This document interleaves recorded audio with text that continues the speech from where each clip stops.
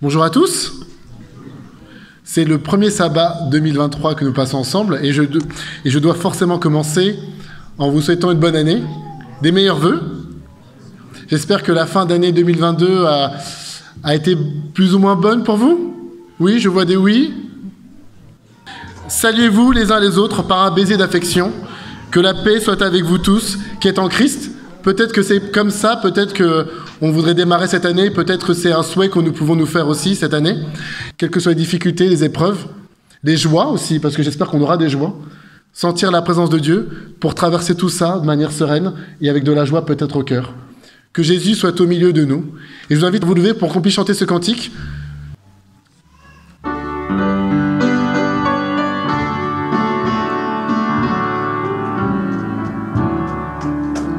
Jésus est au milieu de nous, son regard s'abaisse sur nous, sa douce voix l'entendez-vous, je veux vous bénir tous, je veux vous bénir tous, sa douce voix l'entendez-vous, je veux vous bénir tous. Jésus est au milieu de nous, son regard s'abaisse sur nous, sa douce voix l'entendez-vous, je veux vous sauver tous, je veux vous sauver tous, sa douce voix l'entendez-vous, je veux vous sauver tous. Jésus est au milieu de nous, son regard s'abaisse sur nous, sa douce voix l'entendez-vous, oh je vous aime tous, oh je vous aime tous, sa douce voix l'entendez-vous, oh je vous aime tous.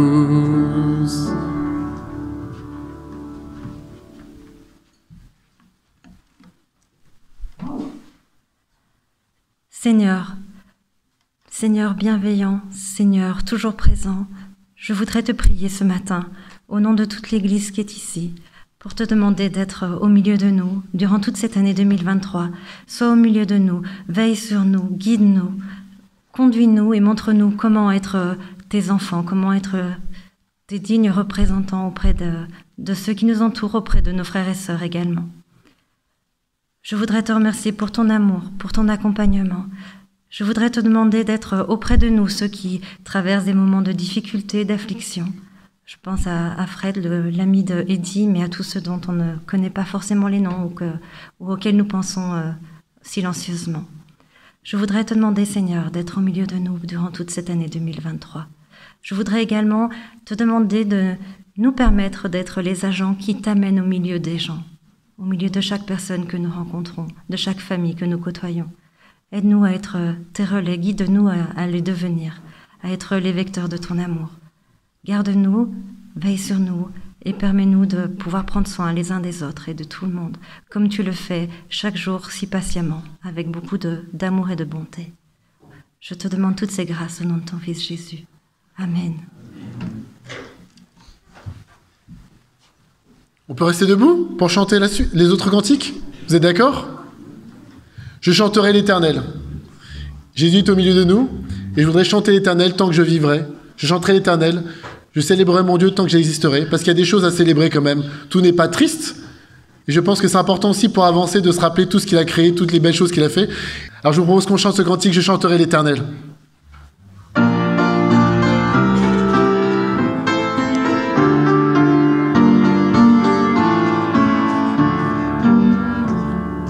Je chanterai l'Éternel tant que je vivrai.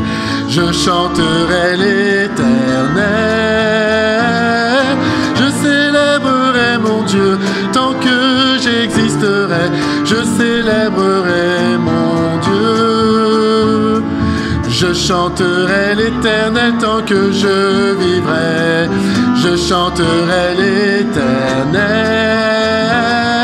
Je célébrerai mon Dieu tant que j'existerai. Je célébrerai mon Dieu. Que mes paroles lui soient agréables, lui soient agréables. Je veux me réjouir en l'Éternel. Je chanterai l'Éternel tant que je vivrai. Je chanterai l'Éternel. Je célébrerai mon Dieu tant que j'existerai. Je célébrerai mon Dieu. Vous connaissez celui-là par contre, tendre Père. J'aime te contempler. Et c'est vrai que ce matin, on discutait avec du sabbat, des jeunes, du fait que Dieu ait tout créé, que c'était le Créateur. Et que parfois, le sabbat, ça peut être aussi un moment donné où on peut contempler ce que Dieu a fait, parce qu'il nous a fait à son image, donc des frères et sœurs aussi la nature. Et j'aimerais qu'on chante ce cantique aussi pour se réjouir ce matin. Tendre Père, j'aime te contempler.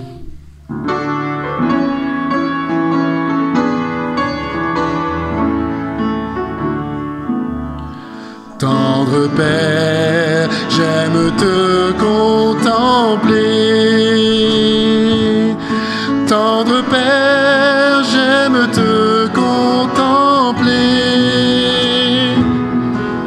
Je t'offre ma vie, je chante ta gloire. Tendre Père, j'aime te contempler. Fils de Dieu, j'aime exalter ton nom. Fils de Dieu, j'aime exalter ton nom. Tu m'aimes, tu m'aides, tu combles ma vie. Fils de Dieu, j'aime exalter ton nom. Saint-Esprit, tu éclaires ma vie. Saint-Esprit, tu éclaires ma vie. Tu diriges mes pas, tu restes près de moi. Saint-Esprit, tu éclaires ma vie. Que le Seigneur puisse nous éclairer et diriger nos pas cette année 2023. C'est ce que je nous souhaite et qu'il soit au milieu de nous. Amen. La lecture biblique de ce matin se trouve dans l'évangile de Jean, au chapitre 21. On commencera par les versets 4 à 7 et on continuera avec les versets 20 à 22. Donc Jean 21, 4 à 7. Le matin venu, Jésus se mit debout sur le rivage, mais les disciples ne savaient pas que c'était Jésus. Jésus leur dit « Mes enfants, avez-vous quelque chose à manger ?» Et ils lui répondirent « Non ».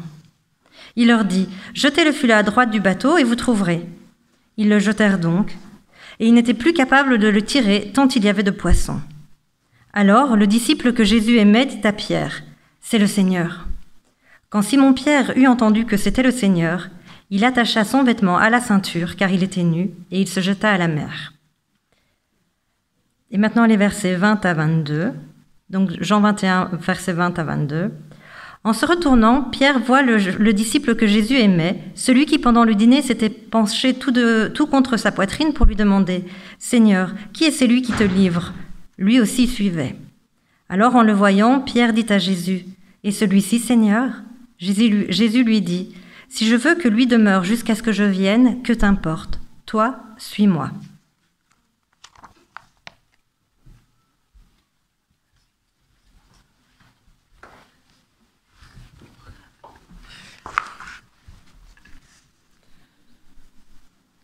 Alors je pense que j'aurai peut-être pas le temps de voir tout le monde aujourd'hui, donc je voudrais aussi vous souhaiter mes meilleurs vœux pour 2023.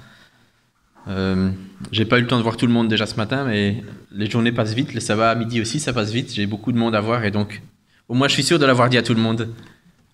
Bonne année 2023. J'espère qu'elle sera très bonne pour chacun d'entre vous, en tout cas.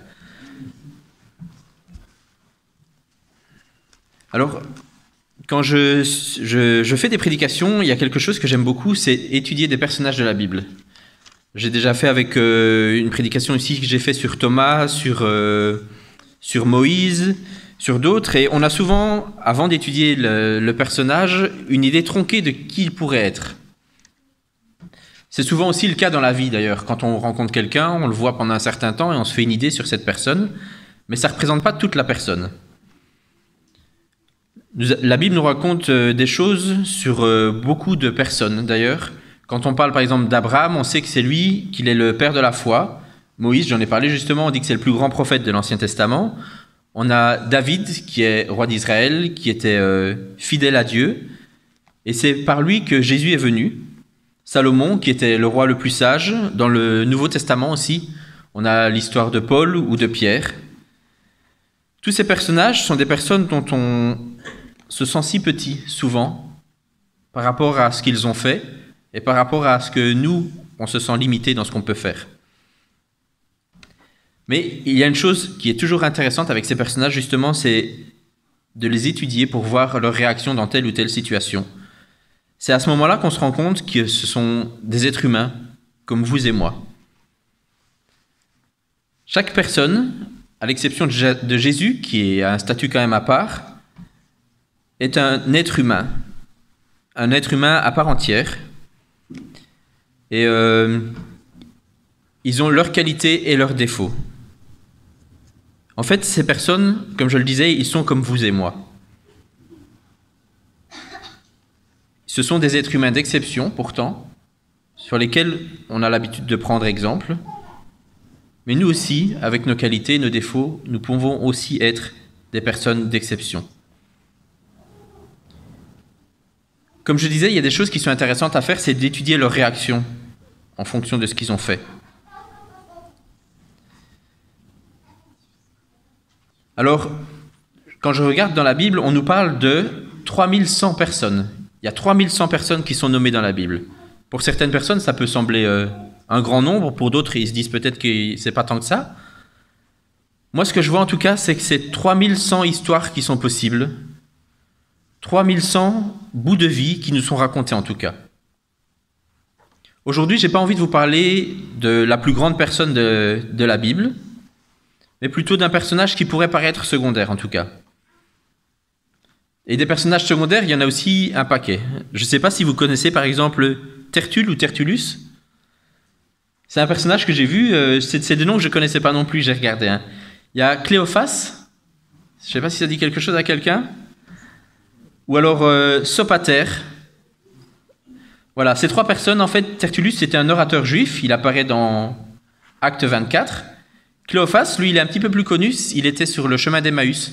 C'était un des 2 disciples qui marchait au moment de la résurrection de Jésus. Et Sopater, lui, c'est un disciple de l'apôtre Paul. On nous en parle dans Acte 20, si jamais. Alors, comme je disais, je ne sais pas si ces noms vous disaient quelque chose, moi, je ne les connaissais pas, en tout cas, de noms comme ça. Cléophas, je le connaissais, mais je n'avais pas retenu son nom. Mais la personne dont je voudrais vous parler, c'est une personne qui se trouve dans l'évangile de Jean. Et dans Jean, on parle de lui à 5 reprises. Il a quelque chose de très particulier, c'est qu'on dit qu'il était le disciple que Jésus aimait. À 5 reprises, on nous parle de ce disciple. Alors, ce que je vais vous faire, c'est vous inviter à observer ce disciple et voir un petit peu ce qui se passe pour lui. On a l'habitude de dire, en tout cas, que quand dans l'évangile de Jean, on nous parle du disciple que Jésus aimait, il s'agit de Jean lui-même. Mais pas que. Et c'est ça qui est important de voir. Alors, la première chose que je voudrais voir avec vous, c'est d'abord le but des évangiles. On a 4 évangiles. Et chacun d'entre eux ont un but. Les 3 premiers évangiles sont ce qu'on appelle les évangiles synoptiques, parce qu'ils sont très parallèles en fait. Le premier, c'est Marc, qui a été écrit. Ensuite, Luc et puis Matthieu. Marc a été écrit dans la fin des années 50, début 60, Luc au milieu des années 60, Matthieu fin des années 60-70, donc sur une période de 10 ans, ils ont été écrits, rédigés, ces évangiles. Et entre 10 et 15 ans plus tard, c'est Jean qui a écrit. Donc l'objectif de ces évangiles, c'est pas quelque chose de... Ils n'ont pas pour objectif d'être neutres. Ils ont tous les quatre un message à faire passer. Leur but, c'est de persuader le lecteur de la véracité de l'histoire qu'ils racontent, d'annoncer la vie et la résurrection de Jésus. On peut le voir rien que dans le titre, en fait, quand on dit « évangile ». Évangile selon Matthieu, Marc, Luc ou Jean.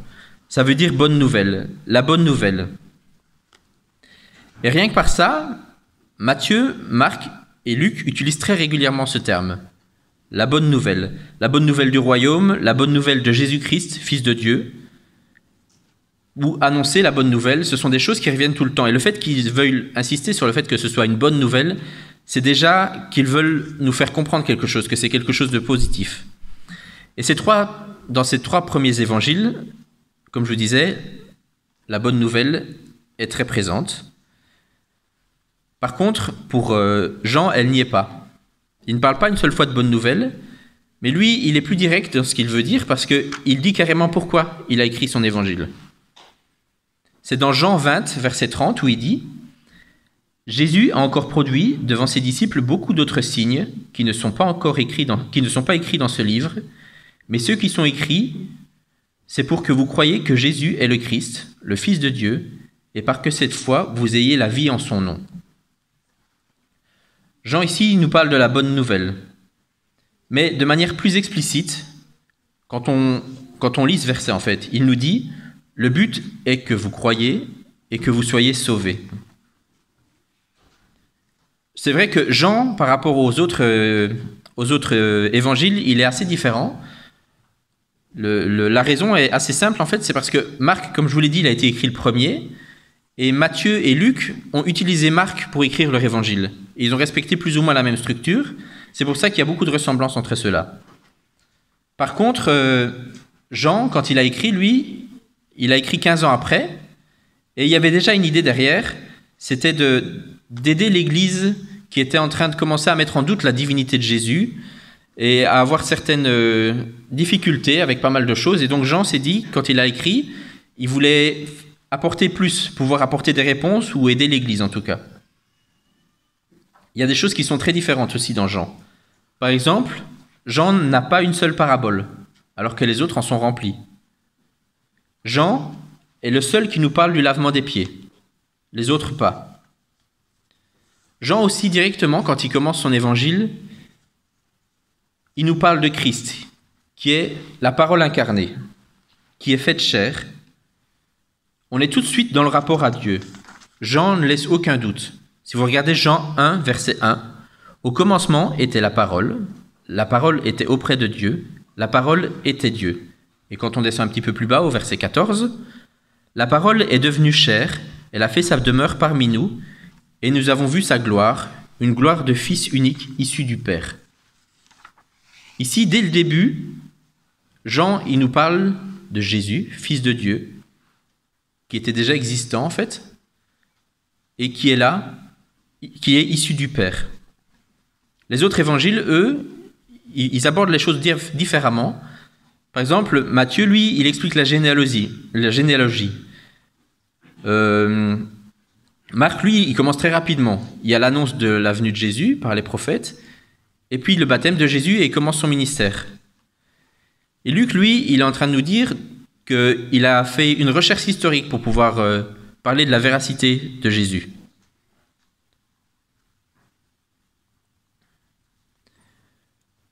Donc l'objectif de Jean ici, c'est pas de nous raconter un récit chronologique de la vie de Jésus, mais de révéler et de manifester sa divinité. Comme je vous l'ai dit, il a écrit ça 15 ans plus tard, et l'Église commence à avoir des problèmes. Il y a une chose aussi qui est importante pour Jean, c'est de nous expliquer que son but, en fait, c'est l'amour de Dieu pour l'homme, et l'amour de Christ pour l'homme qui donne sa vie pour le sauver. C'est ce que Jean recherche. Maintenant, je voudrais me diriger vers le personnage dont on parle, qui nous occupe. C'est le disciple que Jésus aimait. Alors, c'est quelque chose qui m'a régulièrement interpellé, de voir qu'il y a cette distinction. Le disciple que Jésus aimait. Et il y a un double langage derrière ça. C'est d'ailleurs quelque chose qui est très courant dans la Bible, d'utiliser un double langage. Quand on parle de l'épouse, par exemple, il s'agit de l'Église. Jésus est souvent comparé à l'agneau, et donc quand on parle de l'agneau, souvent on veut parler de Jésus. Jésus lui-même, quand il s'adressait aux gens, il parlait en parabole. Et Jean, même quand il commence, on a pu le lire, quand il parle de la parole, il parle de Jésus en fait, qui est la parole. Il parle aussi de la lumière, qui est Jésus. Donc, comme je vous disais, Jean utilise un double langage. Le disciple que Jésus aimait, il est effectivement Jean. Ça, on va le voir un peu plus tard, mais pas que. Et pour pouvoir donc le comprendre, il y a 5 textes que je vous disais. Donc, le premier se trouve dans Jean 13, et on va lire les versets 21 à 26.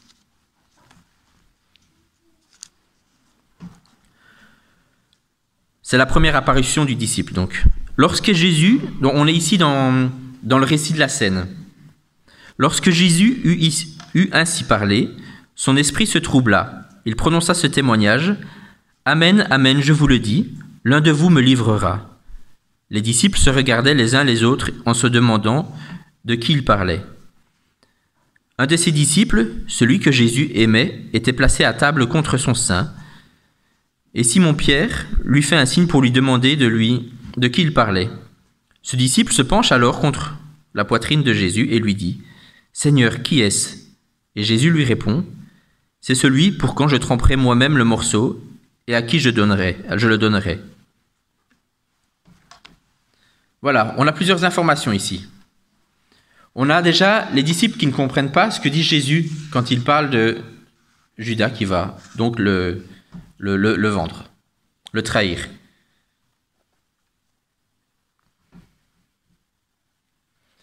La première information qu'on peut voir quand on parle de ce disciple, c'est déjà le disciple que Jésus aimait.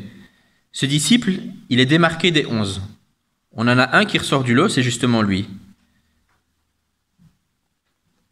La fin du verset 23 nous dit aussi qu'il se tient tout contre lui, contre son sein. Et le fait d'être contre son sein, ce mot-là qui est utilisé, est un mot qui est utilisé intentionnellement par Jean. En fait, cette appellation-là est en train de nous dire, se réfère à un autre verset, le seul endroit où Jean utilise contre son sein. C'est dans Jean 1, verset 18, où il est dit « Personne n'a jamais vu Dieu. Celui qui l'a annoncé, c'est le Dieu Fils unique qui est sur le sein du Père. » Ici, nous avons donc la première apparition du disciple qui est bien aimé de Jésus. Et on nous dit quelque chose qui est important, la place où il se situe. Cette place est utilisée par un mot qui n'est donc utilisé qu'une seule fois, contre son sein. Et il est en train de montrer qu'il a un endroit très privilégié en fait. Il a la même place que la place que Jésus utilise, la place que Jésus occupe par rapport à Dieu. C'est une place qui est interpellante en tout cas, pour un disciple. Il y a une autre chose qu'on voit, une chose qui est intéressante, c'est on voit qu'il se penche contre sa poitrine. Et donc on pourrait se demander comment ils sont mis en fait. Et quand on regarde, on voit dans le texte qu'ils sont à table. Et quand on lit ces versets, on peut imaginer l'image de la peinture de Léonard de Vinci.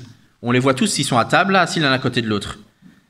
Mais en fait, si vous regardez à quoi se rapporte ce mot, c'est quand on dit qu'ils sont à table, le mot qui est utilisé, c'est ils sont dans un banquet antique. Littéralement, ce qui est écrit, c'est renversés ou couchés sur un lit de table. Donc techniquement, en fait, ils n'étaient pas en train de manger assis comme nous, mais ils mangeaient dans une position qui est semi-couchée. Ils étaient appuyés sur le bras gauche et ils mangent avec le bras droit. Et donc à ce moment-là, on peut comprendre aussi qu'il y avait une certaine proximité entre les personnes et que quand le disciple que Jésus aimait veut interroger Jésus, il se penche tout près de lui puisqu'il est couché. Et c'est ça qu'on est en train de lui dire. Donc il y a vraiment une proximité entre ces personnes.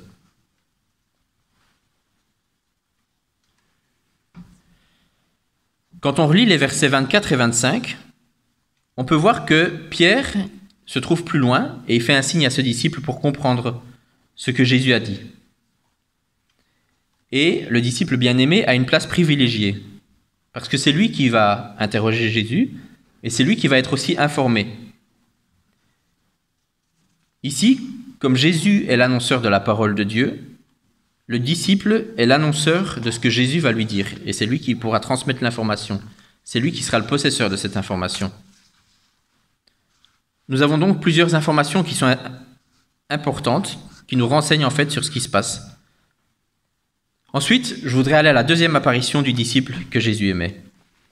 Elle se trouve dans Jean 19, au verset 26. On va lire 25 à 27. C'est au moment du récit de la crucifixion. On est au pied de la croix à ce moment-là.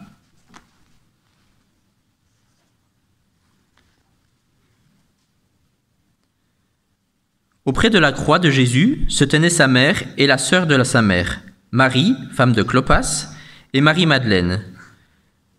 Jésus, voyant sa mère, et près d'elle le disciple qu'il aimait, dit à sa mère, « Femme, voici ton fils. » Puis il dit au disciple, « Voici ta mère. » Et dès cette heure-là, le disciple l'a pris chez lui. De nouveau, on voit ce disciple qui n'est pas nommé, sauf par le terme « le disciple que Jésus aimait ». Il y a quelque chose d'important déjà ici, c'est que plusieurs personnes sont nommées, mais il y a deux personnes qui ont un lien d'affection en tout cas. C'est Jésus par rapport à sa mère, et puis ce disciple qui est aussi nommé par le fait qu'il est aimé par Jésus.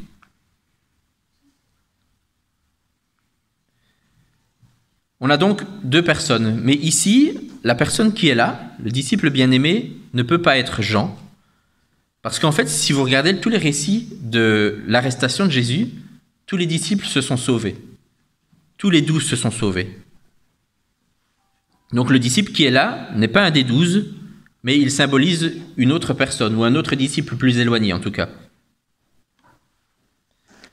Plus loin encore, on voit au chapitre 20, et là ce sont les versets 2 à 10, c'est au moment de la résurrection.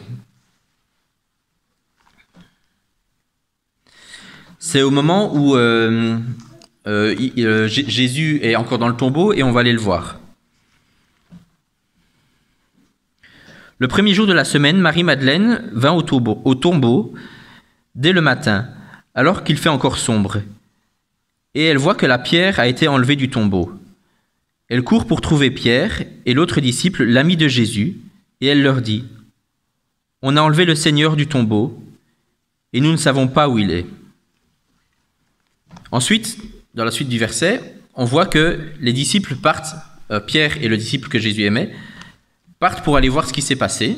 Le disciple que Jésus aimait arrive le premier, mais il s'arrête devant le tombeau. Pierre arrive et il rentre et il constate que le corps n'est plus là. Après cette constatation, le disciple qui est là, qui est celui que Jésus aimait, regarde lui aussi et constate que Jésus est là. Et il y a une chose importante qu'on nous dit au verset 8. « Alors l'autre disciple, qui était arrivé le premier au tombeau, entra aussi, il vit et il crut, car il n'avait pas encore compris l'écriture selon laquelle il devait se relever d'entre les morts. » Les disciples s'en retournèrent donc chez eux. Nous avons ici donc le récit de la troisième apparition de ce disciple que Jésus aimait.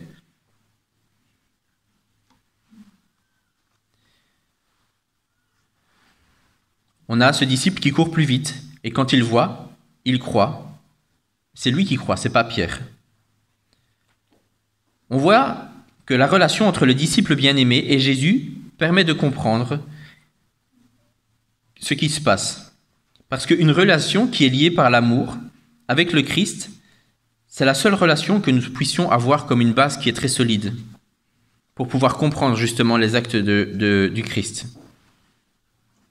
C'est important de pouvoir souligner qu'une relation d'amour est indispensable dans une relation avec le Christ. Et plus tard encore, pour la dernière apparition du disciple, c'est ce que Isabelle nous a lu dans le chapitre 21, verset 7 et le verset 20. C'est la dernière apparition de Jésus. On entend encore parler de ce disciple que Jésus aimait. Une nouvelle fois, comme ce qui a été lu, le premier qui comprend, c'est le disciple bien-aimé. Il comprend les informations et il les donne aux autres. Il le dit, c'est le maître. Ensuite, on a une question qui se pose au sujet du disciple qui est bien-aimé. C'est le deuxième partie de verset qu'Isabelle a lu. Qu'est-ce qu'on va faire? Qu'est-ce qui va arriver de celui-là? Est-ce qu'il va vivre jusqu'au retour du Christ? Et qui est-ce qui est en train de discuter de ça? C'est plus le disciple que Jésus aimait, mais c'est Pierre. Pendant tous les récits qu'on a vus avant, Pierre était toujours en retrait, et c'était le disciple que Jésus aimait. Pendant le repas de la scène, Pierre est en retrait, c'est le disciple qui est informé en premier. Au moment de la résurrection, Pierre, lui, il avait renié Jésus. À ce moment-là, il n'était plus là. Mais le disciple que Jésus aimait était là pour voir ce qui se passait. Ensuite aussi, le verset qu'on a lu avant, qui est au moment de la résurrection, Pierre rentre, mais c'est le disciple que Jésus aimait qui comprend ce qui s'est passé. Maintenant, à la fin, Pierre reprend son rôle. Le rôle de Pierre, c'était d'être le premier disciple, celui qui allait être à la suite de Jésus. Et c'est avec lui que Jésus discute. Pierre, bien sûr, sera le chef de l'Église, comme ça avait été annoncé. Et le disciple est derrière, il est en train de suivre. On a quand même une information sur ce disciple. C'est Jean qui nous l'a dit dans son récit, au chapitre 21, verset 24, où on nous dit « C'est ce disciple qui témoigne des choses et qui les a écrites, et nous savons que son témoignage est vrai. » Ici donc, on a quand même le disciple qui nous dit qu'il s'agit de lui. C'est donc de Jean qu'il s'agit. Mais si j'ai pris le temps de décortiquer, et je l'ai fait très légèrement et rapidement, sur quelques versets, sur les apparitions du disciple bien-aimé, c'est parce qu'il n'est pas que ça, comme je vous avais dit. Dans les actions qui se passent, il est décrit comme un disciple qui est idéal. C'est celui qui comprend. Mais aussi, il est décrit pour que le lecteur s'identifie à lui. Et c'est ça que Jean veut faire. Et cet élément, il est très important. Au début, je vous ai dit que Jean utilise un double sens, et c'est le cas pour ce disciple. En fait, Jean, par ces quelques apparitions, veut faire comprendre une chose. Le disciple ici, c'est l'image du lecteur, de celui qui est en train de lire la Bible. Le chrétien, que ce soit un adventiste ou un autre chrétien, quand il s'accroche à Christ, il est en train de lire et il comprend ce qui se passe avant les disciples, parce qu'il a le recul pour le voir. Le récit de Jean est écrit de cette manière expressément pour que vous puissiez justement comprendre tout ça. Nous avons la chance d'avoir l'avantage d'avoir le recul nécessaire pour comprendre ce qui se jouait lors de la trahison de Judas envers Jésus. Les disciples contemporains de Jésus, à ce moment-là, ils ne peuvent pas, sauf le disciple bien-aimé parce qu'il lui explique. Dans tous les évangiles, aucun disciple ne comprend ce que Jésus a fait. Chaque fois, il y a besoin que Jésus donne des explications. Et dans les récits ici, à chaque fois, le disciple que Jésus aimait, il comprend ce qui se passe. C'est lui qui donne les explications. Le lecteur, à ce moment-là, il a déjà une connaissance beaucoup plus large pour comprendre déjà ça. C'est ce qu'on voit aussi au tout début de Jean.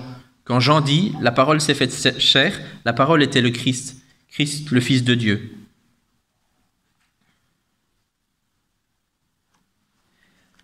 À la croix, le disciple n'était pas l'un des 12, car ils ont tous fui, comme je vous l'avais dit. Mais lui, il est là, il est témoin de tout ce qui se passe, comme nous quand on est en train de lire notre Bible. à la tombe, il est aussi informé de ce qui se passe. Il comprend avant tous les autres. D'ailleurs, par la suite, ils vont rester enfermés. C'est le récit avec Thomas, où il se renferme et il ne bouge plus. Donc c'est qu'ils n'ont pas compris la résurrection de Jésus. Ils ont besoin d'avoir une preuve. Dans la tombe encore, non, dans le bateau cette fois-ci, il reconnaît le Maître. Il le dit à Pierre et Pierre comprend. Le texte nous dit qu'en tant que lecteur, nous ne savons pas ce qui se passe à l'opposé de tout ce qui se passe dans le récit de Jean. Les disciples ne comprennent jamais, sauf le disciple que Jésus aimait. Nous le savons dès le début, depuis Jean 1. Maintenant, je voudrais refaire un petit retour en arrière sur les différentes choses que nous avons vues. La première apparition, c'est lors de la scène. La première information, c'est qu'il vous aime. Vous êtes les disciples bien-aimés. La deuxième chose, c'est que vous occupez une place qui est importante, contre le sein de Dieu, du Christ, en contact direct avec lui. Comme Christ est en contact direct avec Dieu. La troisième chose, c'est que nous avons un rôle de partage. Un rôle de partage pour pouvoir expliquer ce que nous avons compris, ce qui nous a été expliqué. Comme quand Pierre demande aux disciples qui va trahir, nous aussi nous avons cette mission de pouvoir informer aux autres. Comme Jésus est l'annonceur de la parole de Dieu, le disciple est l'annonceur de la parole de Jésus. Quand le disciple arrive à la tombe, il comprend et voit aussi en ayant la Bible sous les yeux, vous aussi en ayant la Bible sous les yeux, vous pouvez comprendre ce que Dieu attend de nous. Enfin, les derniers versets de Jean sont pour ce disciple.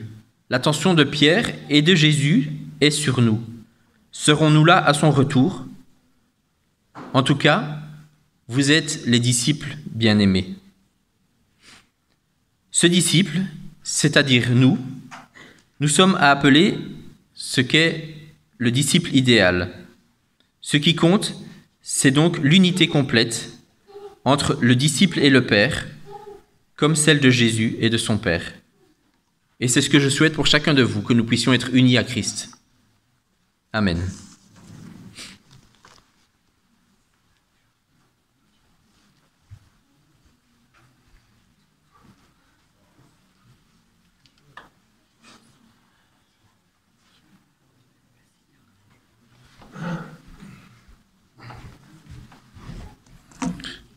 Merci Jérôme pour ces paroles. Jean était le disciple que Jésus aimait, mais je pense que Jésus aime tous ses disciples. Et pour reprendre aussi, si je peux me permettre, pour aller plus loin, Jean 3, c'était aussi dans le Jean, « Car Dieu a tant aimé le monde, qu'il a donné son Fils unique, afin que quiconque croit en lui ne périsse point, mais qu'il ait la vie éternelle. » Dieu aime tout le monde et souhaite sauver tout le monde. Et comme le disait Jérôme, le disciple est là pour montrer cet amour que Dieu a pour nous. Et chantons cet amour du coup ce matin. Le Seigneur m'aime. Je vous invite à vous lever, qu'on puisse chanter ce cantique. Le Seigneur m'aime, c'est un bonheur suprême à partager. Le Seigneur m'aime, il est amour.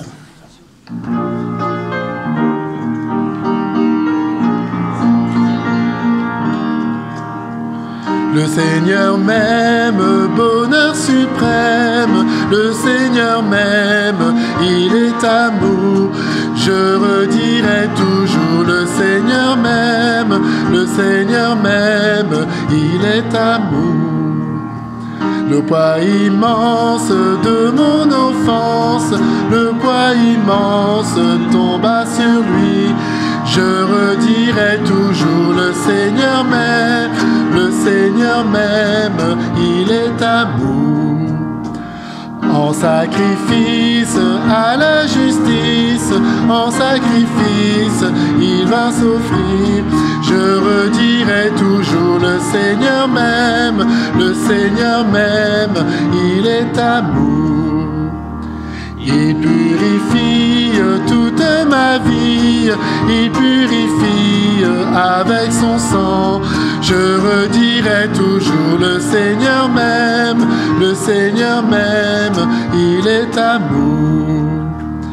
À toi la gloire et la victoire, à toi la gloire, agneau de Dieu. Je redirai toujours le Seigneur m'aime, il est amour.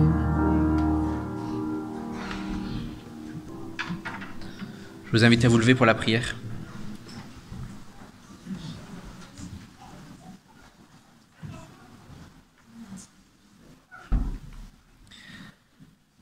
Seigneur, je te remercie parce que tu nous le dis tout le temps dans la Bible, en fait, tu nous aimes.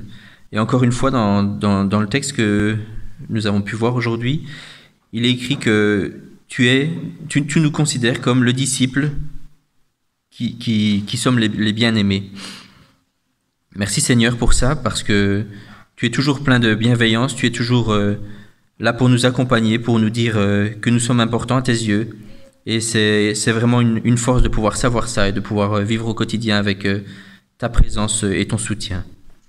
Je te demande Seigneur de bien vouloir accompagner chacune des personnes qui se trouvent dans cette salle, chacun de tes enfants en Christ, qu'ils puissent aller avec toi là où ils iront et sentir que tu seras toujours présent à leur côté et savoir qu'ils sont aimés. Je te remercie Seigneur pour ça. Amen.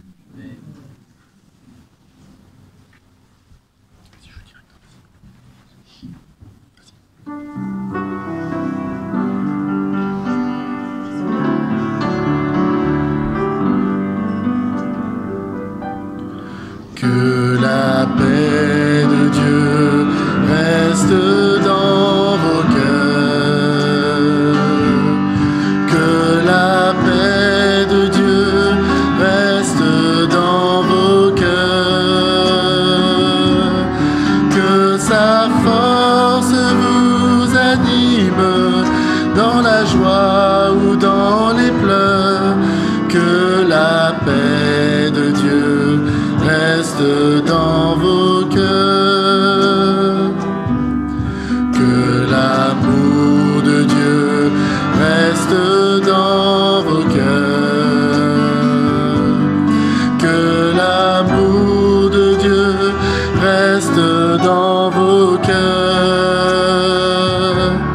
Que sa force vous anime dans la joie ou dans les pleurs. Que l'amour de Dieu reste dans vos cœurs. Que le Saint-Esprit reste dans vos cœurs. Que le Saint-Esprit reste dans vos cœurs. Que sa force vous anime dans la joie ou dans les pleurs. Que le Saint-Esprit reste dans vos cœurs.